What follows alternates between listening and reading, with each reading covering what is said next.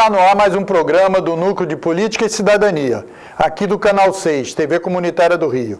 Segue aí o nosso portal que você pode assistir a nossa programação pela internet, www.tvcomunitariatudojunto.rio. O telefone e o e-mail para você interagir com a gente. Hoje nós vamos procurar debater um pouco a situação ambiental do Brasil e do planeta. E para isso eu convidei o professor Eduardo Serra, que é do Programa de Engenharia Ambiental da UFRJ. Eduardo Serra, muito obrigado aí pela sua presença. Eu conheci o professor num seminário sobre meio ambiente e achei interessante que ele trouxesse para você algumas visões mais gerais sobre esse problema. Professor, eu começaria perguntando o seguinte: o que os cientistas e a ONU entendem por a questão do aquecimento global? Por que isso é um problema para todos nós? Bom, primeiro eu queria agradecer pelo convite para essa entrevista. É um espaço muito importante, né? Uma mídia democrática, um meio democrático de comunicação, que é a TV comunitária. Entre os cientistas hoje, pode-se dizer que 9 entre cada 10 cientistas de todas as áreas entendem que os problemas ambientais que nós enfrentamos hoje são causados pela ação do homem, quer dizer, das sociedades, e não apenas por causas externas. O principal problema enfrentado hoje pela humanidade é o aquecimento global. Ele se dá pela presença em escala cada vez maior do gás carbônico e outros gases que causam um efeito chamado efeito estufa. Ele cria uma camada, esses gases, junto com o vapor d'água e outras substâncias, na alta atmosfera, que faz com que os raios do Sol se rebatam na Terra e rebatam de novo nessa camada e criam como uma estufa de plantas, né? Isso mantém a temperatura média do planeta em 15 graus. E essa temperatura é essencial para a manutenção da vida como nós entendemos. E sempre houve o efeito estufa, natural, porque tem fogo, tem erupções vulcânicas, né? Tem o vapor d'água. Só que, como a presença desses gases, como principalmente o gás carbônico e outros gases, como o metano, vem aumentando muito, esse efeito está ficando cada vez mais forte. Então, há uma tendência de aumento na temperatura média do planeta, o que coloca em risco a vida como nós entendemos. Então, o senhor falou que o meio ambiente precisaria manter uma temperatura em torno de 15%. Então, 15 graus. 15% não, 15 graus, desculpa. Então é o seguinte, se passar para 20, o que pode acontecer? Olha, eu vou dar um número, né? Há 60 milhões de anos, o planeta entrou numa era glacial. Ele teve um resfriamento. Por causas externas, a Terra gira não como uma bola, assim, no mesmo eixo. Ela gira como um peão. E cada vez que ela faz esse movimento aqui, ela se afasta um pouquinho mais do Sol, e isso faz com que ela se resfrie. Isso aconteceu, da última vez, de forma mais radical, há 60 milhões de anos. E houve uma era glacial. Uma parte do planeta se congelou, muitos animais desapareceram, etc. E a variação da temperatura média foi de 5 graus para menos. 5. É um número muito parecido com 2, que é o máximo que os cientistas entendem o planeta pode aguentar de aquecimento sem alterar profundamente a vida. Então, 2 e 5 são próximos. A gente vê que o risco é muito alto. Eu queria acrescentar que o sistema Terra, o sistema ambiental da Terra é muito frágil. Pra vocês terem uma ideia, a atmosfera, que chega até a 60 quilômetros, 80 quilômetros, mas na realidade onde tem oxigênio vai até 6, 7. Isso é um filme muito fininho em torno da Terra, é menos de 2% do raio da Terra, né? Também para baixo do solo, a camada onde tem a vida é muito fininha, e a profundidade média dos oceanos é de 4 quilômetros, que é também um fiozinho em relação ao volume da Terra. Então, o sistema Terra é muito frágil, o equilíbrio é muito frágil, e qualquer alteração maior pode colocar em risco não o planeta, que ainda tem alguns bilhões de anos para viver, mas a vida como nós conhecemos. Então, professor, agora, a gente tem, a partir da eleição aí do novo governo, né, do Bolsonaro e tal, emergiu aí no debate e tal uma visão totalmente contrário às questões da ecologia. Nós temos o exemplo agora da Amazônia, né? Já inventaram aí uma notícia do petróleo que está aparecendo nas praias, como se fosse uma coisa da Venezuela, que teria que fazer um movimento meio doido e tal, e uma coisa de que a Terra é plana e tal. Quer dizer, esse debate é uma coisa que foge totalmente da realidade estudada cientificamente pelo que o homem, enquanto ser humano e tal, já concluiu. Com certeza. Existe uma corrente de pensamento que, por sua vez, é composta de grupos diferentes, chamada negacionista.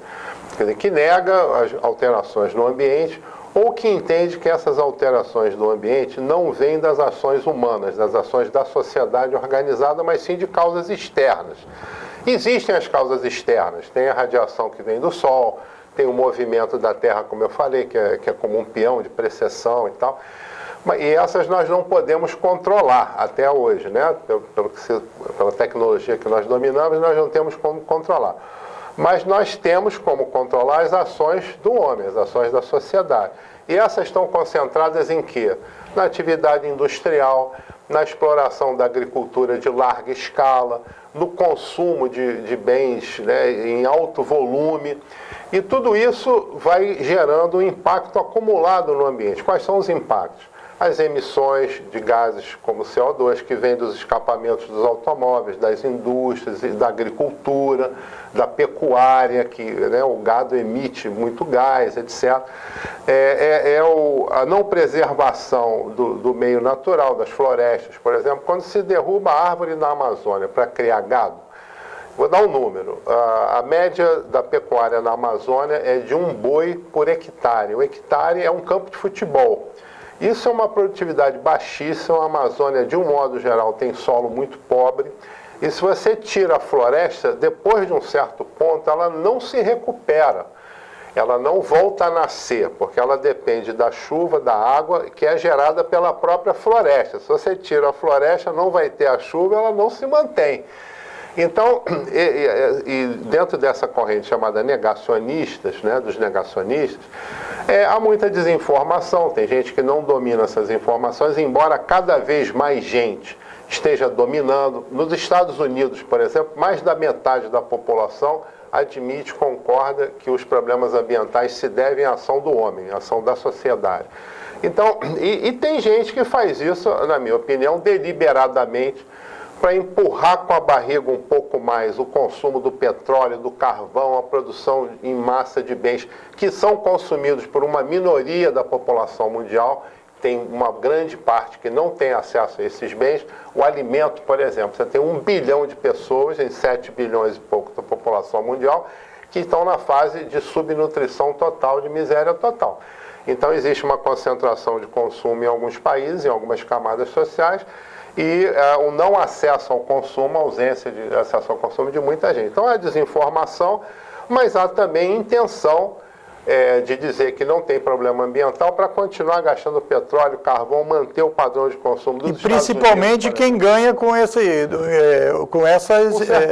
setores. Quem é que ganha? Os produtores de petróleo, os produtores de carvão, os acionistas dessas empresas, as empresas e as camadas mais altas em termos de renda, os ricos dessas sociedades. Os Estados Unidos têm 6% da população mundial e 34% da renda do mundo. Então, esses setores não querem mudar, pelo menos por mais algumas décadas, para eles continuarem com esses privilégios, né, com essa exploração, em detrimento, eu diria, da maioria da população. Então isso, de certa forma, tem aí uma loucura embutida, né? Porque é uma coisa que, pelo menos o que o homem, né, através da ciência e tal, conclui, 9 contra 1 e tal, é de que realmente nós estamos caminhando para um desastre total. E essa manutenção também tem esse aspecto, quer dizer, do interesse. Eu estou aqui, vamos continuar, porque como é que eu vou fazer a minha indústria e tal. E essa coisa do desenvolvimento, porque tem um aspecto que é o seguinte, o desenvolvimento permanente. Então é o seguinte, não, nós vamos crescer tantos por cento. Não, o Japão não cresceu muito, está não sei quantos anos, com 0,5, não, tem que crescer e tal. É possível ter um crescimento infinito? A pergunta é excelente, né? Nos anos 70, uma reunião de estudiosos chamada Clube de Roma produziu uma série de projeções da produção industrial, da poluição, do consumo de recursos naturais. E essas projeções para o futuro chegaram à conclusão, mostraram claramente que, se nada mudasse, em 50 anos haveria um colapso pelo esgotamento dos recursos naturais, com o crescimento da população, com a degradação ambiental, então haveria um colapso. E eles recomendaram rever essas tendências e parar de crescer e tal. Isso deu uma briga danada, porque como parar de crescer? Quer dizer, ele queria dizer que os países já desenvolvidos permaneceriam... Quem manda tinha que fazer, eu vou segurar para os outros. Para os outros, eles teriam que ficar como estavam os Estados Unidos, os países europeus, etc. E quem não estava desenvolvido ia continuar sem estar desenvolvido. Então, houve uma grita geral, aquilo foi acusado de estar manipulando, porque não previu o desenvolvimento tecnológico e tal. E é fundamental levar em conta o seguinte, tem que ter desenvolvimento, porque você tem parcelas inteiras da população do mundo que não tem onde morar, que não tem estudo, que não tem um trabalho decente. Então tem que desenvolver. O problema é que o tipo de desenvolvimento que vem predominando nas últimas décadas é esse que produz em massa para pouca gente, que arrebenta com a terra, que faz a pecuária extensiva, né, ocupando mais e mais terra, acabando com o solo, né, enfim, consumindo bens como automóveis, etc., em grande volume, para menos gente, para pouca gente, e deixando a maioria de fora. Então, dizer que não vai desenvolver é complicado, porque a gente estaria dizendo que essa maioria continuaria de fora. Tem que desenvolver, mas tem que desenvolver de outra forma. Tem que ser um desenvolvimento centrado no consumo básico para todos, né? E menos concentrado na posse de bens, assim, e mais na cultura, na educação, na ciência, nas artes. E é possível, inclusive, que isso se reverse, que isso se traduz em desenvolvimento econômico. O serviço também conta para o PIB. Você ter mais educação conta para o PIB. Você ter mais cultura conta para o PIB. E não tem esse impacto na produção material que acaba com os recursos, solo, etc. Por exemplo, eu fico às vezes pensando, né, o que nós temos em casa, né, que a gente é estimulado a comprar e tal, e que não é utilizado, enquanto tem muita gente que aquela coisa básica já não... Por exemplo, se divulgou que nos Estados Unidos, né, se o modo de vida, chamado o modo de vida norte-americano, não dava para toda a população mundial ter o modo de vida norte-americano, certo? Porque não teria condições dos insumos básicos, né? Aguentar isso, é verdade? É verdade, eu dei o número, né? São 6% dos habitantes do mundo estão nos Estados Unidos e 34%, 35% da renda lá. Então, e nos Estados Unidos não são todos que têm esse alto nível de consumo, que as famílias têm 4 carros, etc, etc. É uma parte da população. E o risco de perder essa condição faz com que os Estados Unidos cheguem perto do desespero, por exemplo, invadindo países para ter acesso ao petróleo, né?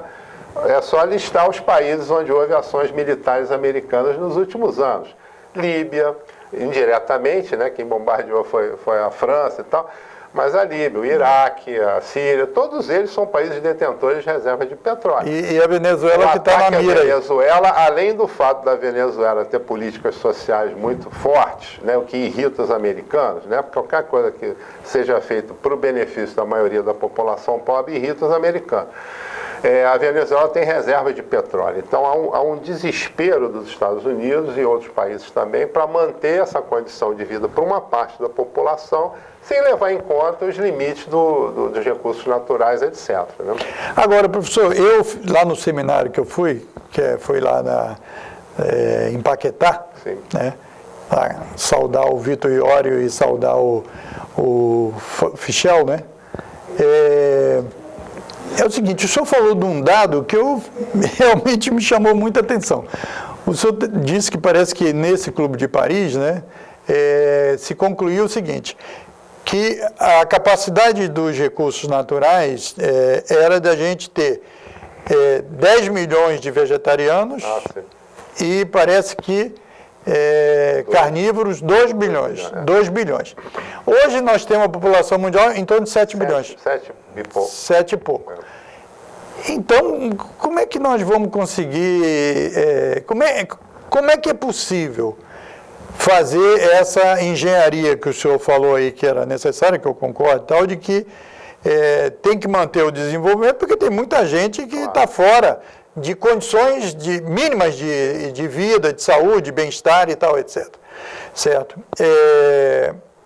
Como é que a gente vai, se tem um limite, como é que faz uma equação dessa? Dá uma explicada aí pra gente, que eu realmente, desde que eu saí de lá desse evento, tem mais de um mês e tal, que eu não consigo, porque nós, carnívoros, hoje tem quantos? Tem muito mais do que os tais 2 bilhões e tal, né? Então, como é que seria uma solução aí? Então, primeiro assim, o Clube de Roma foi aquele de 70 que projetou, né, as séries e tal. Paris 2015 foi uma conferência internacional que acontece regularmente, e nessa em particular houve um avanço, porque quase 200 países, um pouco menos que 200 países, chegaram a um acordo estabelecendo objetivos para o desenvolvimento sustentável, com a meta principal de evitar que o aumento da temperatura ultrapasse 2 graus. E houve uma série de metas acordadas de redução de consumo, de substituição de petróleo e carvão por energias geradas por fontes renováveis, como solar, eólica, biomassa, etc. Um desses objetivos é eliminar a miséria e a pobreza. É um dos objetivos acordados entre os países, né? Bom, esse número do alimento é para dar uma ideia que o consumo da carne, principalmente a carne vermelha, é muito nocivo ao ambiente, por várias razões. Pelas emissões gasosas que vêm do gado, pela ocupação diária, né, que a Amazônia é 1 boi por hectare, mas mesmo onde é mais intensivo, é muita área ocupada, que podia estar sendo usada para plantar coisas. A carne é ruim para a saúde em grande volume, principalmente a carne vermelha, né? Então esse número mostra que se não houvesse esse consumo nesse tamanho da carne vermelha, a Terra poderia suportar uma população de 10 bilhões, quer dizer, mais do que tem hoje, né? E aí, fazendo o refinamento da conta, bastaria diminuir a média de consumo de carne por habitante, não deixar de comer carne, mas comer muito menos, já que alguns segmentos da população comem demais carne, acima do razoável, do que seria bom para a saúde, e uma baixa dessa média e um alargamento do acesso à carne por outras populações. Se fossem todos vegetarianos, seria 10 bilhões a capacidade máxima do planeta. E nós estamos com 7 e pouco, então mostra assim, a desigualdade, né? O consumo da carne exagerado por alguns grupos e ausente em outros, né? E a solução, agora, isso tudo é ligado à lógica do sistema econômico predominante, né? Que o capitalismo precisa produzir volumes de coisas, materiais e tal. Então tem que olhar isso, a forma de fazer é seguir esses acordos, quer dizer, trabalhar em conjunto para não ter a pobreza. E é possível fazer isso, tem muita riqueza no mundo, mas vai ter que fazer uma taxação dos mais ricos, distribuir essa renda, repensar a produção, repensar a forma de organizar a sociedade. Isso tudo está em debate, vem ganhando mais espaço. Hoje tem mais gente consciente com a questão ambiental. E o objetivo é transformar essa consciência em vontade política. Então, mas o sistema o sistema capitalista, né, que existe na maior parte dos países e tal, ele é um sistema meio anárquico, né? Como a gente sabe, as crises periódicas, etc. E tal. Para que a gente pudesse, o planeta ter uma vida e tal, não era necessário que houvesse mais, porque esse debate mesmo sobre o clima tem um aspecto de planejamento aí muito grande, porque você tem que garantir metas, você tem que impedir que a temperatura suba mais 2 graus, etc, etc. Então, quer dizer, esse sistema acaba tendo uma responsabilidade muito grande sobre essa anarquia no cuidado com o meio ambiente, não? Principalmente depois dos anos 90, né, que o mundo dos anos 50, 30 até 90, ele tinha um grau mais alto de regulação nos países, né? Você tinha planejamento nos países europeus, né? No país em desenvolvimento, com sistemas mais planejados, mais participativos no leste europeu, União Soviética e tal, China. Agora, de 90 para cá, isso caiu um pouco e cresceu o liberalismo, quer dizer, a economia sem regulação e tal. Eu diria que as soluções, elas têm níveis diferentes, né? O primeiro nível é essa que a gente chama de mitigação primária. É a gente não deixar o chuveiro aberto enquanto faz a barba, né? É manter o carro... minimizar, né? Você está falando minimizar... Então, esse tipo de coisa são pequenas ações que têm a vantagem de criar consciência, participação, e tem o risco de levar a crença de que isso basta. E não basta. Por exemplo, consumo de água nas casas é 20% do total. 80% é agricultura e indústria. Então, se nós tomarmos cuidado com as nossas torneiras, não vamos deixar o aquecedor ligado, vamos apagar a luz da sala quando você está no quarto, isso impacta, mas pouco, né? E tem esse risco de gerar a crença que basta isso. Tem um segundo plano, que é a mitigação mais sistemática. Por exemplo, substituir lâmpada incandescente, que foi feito, né, por lâmpada de LED, que consome muito menos energia e tal. Isso você consome. E o terceiro nível é você repensar a produção. Quer dizer, precisa ter carro mesmo, assim, todo mundo andar de carro. O carro é a solução para a mobilidade urbana, eu diria que já passou do momento. Até porque não cabe mais nas cidades e tal. Então, tem que pensar no transporte coletivo. Tem que pensar na magrela, né? Na bicicleta, no trem. Que ajuda, inclusive, na questão da educação, da atividade física. Caminhar também, andar a pé, etc. Então, e a gente pode resolver isso pelo próprio mercado. Tem algumas áreas do mercado que evoluem na direção da sustentabilidade. Tudo que é reciclado, tudo que é energia renovável. O próprio mercado age assim porque a questão ambiental abre boas possibilidades de negócio. O problema é que tem uma outra área que não acontece assim. Se não houver regulação, o mercado leva para o outro lado, ele leva para a não sustentabilidade, para o esgotamento dos recursos, da terra. Por exemplo, a produção de alumínio consome uma água enorme, não? Por exemplo, a água e outros recursos. Você tem a própria agricultura, como as grandes plantações, um produto só, esgoto só. Se não tiver regulação, o mercado leva para isso no interesse dos proprietários, dos produtores. E tem uma terceira solução que é repensar isso tudo, quer dizer, tem que ser privado mesmo, não pode ser público, não pode ser mais democrático a posse da produção e tal. Todo mundo tem que ter o carro, ou você pode alugar um carro com mais facilidade quando precisar e não depender do carro, por exemplo. Então, repensar essas coisas, né, e questionar alguns aspectos do próprio capitalismo. Eu diria que algumas coisas do próprio mercado evoluem, não precisa mexer, outras tem que regular fortemente, e outras têm que repensar mesmo se tem que ser assim. Então, mas a gente está encerrando aqui a entrevista, mas eu queria falar sobre um aspecto que eu acho que tem a ver com o meio ambiente, que é a questão da água. Sim. Essa questão da água doce no mundo. Fala um pouco sobre isso e o que isso tem a ver com o meio ambiente, o que é verdade, o que é fantasia, etc. Então, a água que tem hoje no mundo é a mesma que existia há milhões de anos. Não perdeu água nem ganhou água, talvez tenha ganho um pouquinho por causa dos meteoros, um pouquinho de água. O problema é a localização dela. A água potável no mundo, incluindo rios, lagos, etc., é 3% do total. A maior parte é água salgada. Pode transformar a água salgada em potável? Pode, mas é caríssimo. É um processo caro, alguns países fazem isso e tal. A tecnologia ainda não avançou para baratear esse tipo de solução. Já avançou um pouco, mas ainda é muito caro. E qual é o problema? O problema não é o esgotamento da água. O problema é o deslocamento de onde a água está.